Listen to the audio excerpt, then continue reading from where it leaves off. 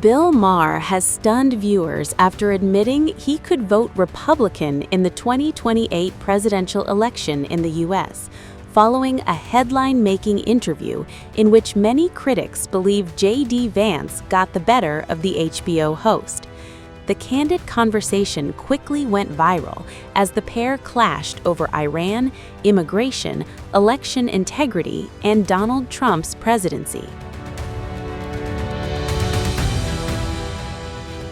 The interview marked the first time a sitting U.S. vice president has appeared on Real Time with Bill Maher. Throughout the discussion, Maher repeatedly challenged Vance, but many viewers argued the vice president successfully deflected tough questions, while Maher struggled to pin him down. One of the biggest moments came when Maher admitted his vote could be in play in 2028 if Democrats continue moving further left. He told Vance that he could support the next Republican nominee over a socialist Democrat, but only if Republicans stop refusing to accept election defeats. Maher urged Republican leaders to end what he described as the habit of claiming elections are rigged whenever they lose, telling Vance that whoever leads the GOP after Donald Trump would need to clearly accept future election results. Vance declined to make that commitment. Instead, he shifted the discussion toward his long-standing criticism of major technology companies, arguing they influenced public discourse during the 2020 election by suppressing some stories while amplifying others. Earlier in the interview, the pair sparred over Iran's nuclear program. Vance insisted the Trump administration had functionally destroyed Iran's uranium enrichment capability, while Maher repeatedly questioned whether sufficient evidence existed to support that claim. The conversation also turned to immigration. Maher suggested some ICE enforcement operations had gone too far and argued Republicans could win over more voters by acknowledging mistakes.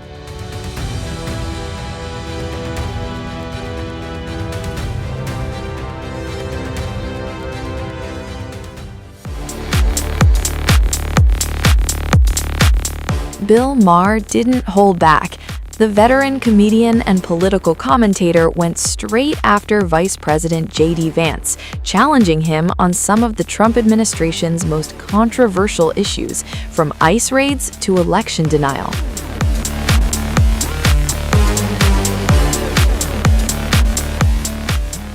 Maher first took aim at the administration's immigration crackdown, arguing that ICE enforcement had gone too far. Looking directly at Vance, he said, "Too rough, too mean, too unnecessary." Maher made it clear he wasn't asking for an apology.